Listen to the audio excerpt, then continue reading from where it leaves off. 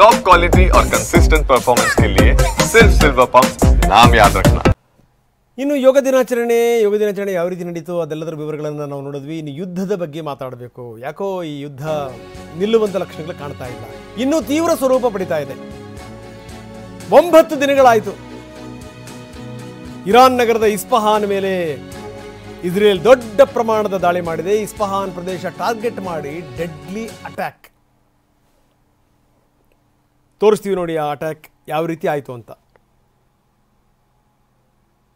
ಯಾವುದೋ ನೋಡಿದ್ರೆ ಹಾರ್ತಿರುವಂಥ ಸಂದರ್ಭದಲ್ಲಿ ಸೂರ್ಯನೇ ಚಲಿಸ್ತಾ ಇದ್ದಾನಪ್ಪ ಈ ಮೋಡಗಳ ನಡುವೆ ಅಂತ ಅನ್ನಿಸ್ಬೇಕು. ಅಲ್ಲ, ಸ್ಫೋಟಗೊಂಡಾಗ ಗೊತ್ತಾಗುತ್ತೆ ಅದರ ತೀವ್ರತೆ ಏನು ಅಂತ.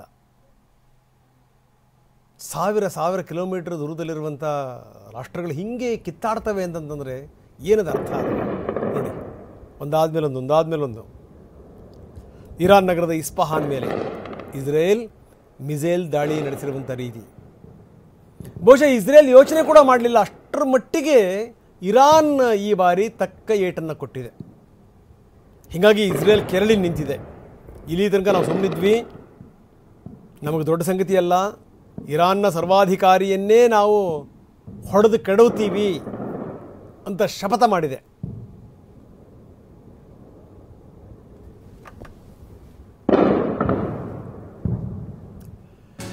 ಇರಾನ್ನ ಕೋಮ್ ಪ್ರದೇಶವನ್ನು ನಾವು ತೋರಿಸ್ತಾ ಇದ್ವಿ.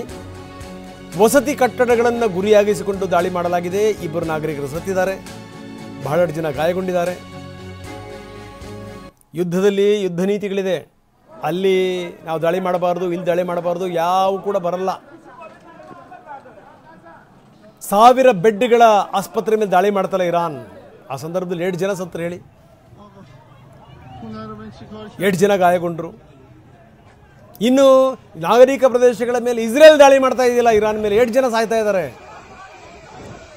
8 ಜನ ಗಾಯಗೊಂಡಿದ್ದಾರೆ. ಆಸ್ಪತ್ರೆಗೂ ಸೇರ್ಸಕ್ಕಾಗ್ತಾ ಇಲ್ಲ ಅವ್ರನ್ನ, ಅಂಥ ಸ್ಥಿತಿ ಇದೆ.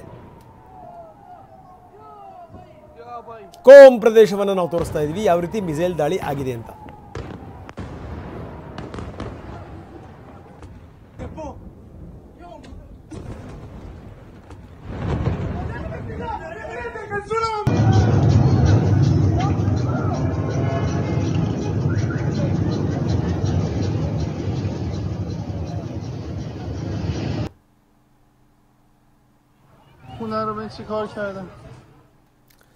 ಕೋಮ್ ಪ್ರದೇಶದ ಮೇಲೆ ಯಾವ ರೀತಿ ಮಿಸೈಲ್ ದಾಳಿ ನಡೆದಿದೆ ನಾವು ಅದನ್ನು ತೋರಿಸ್ತಾ ಇದ್ದೀವಿ.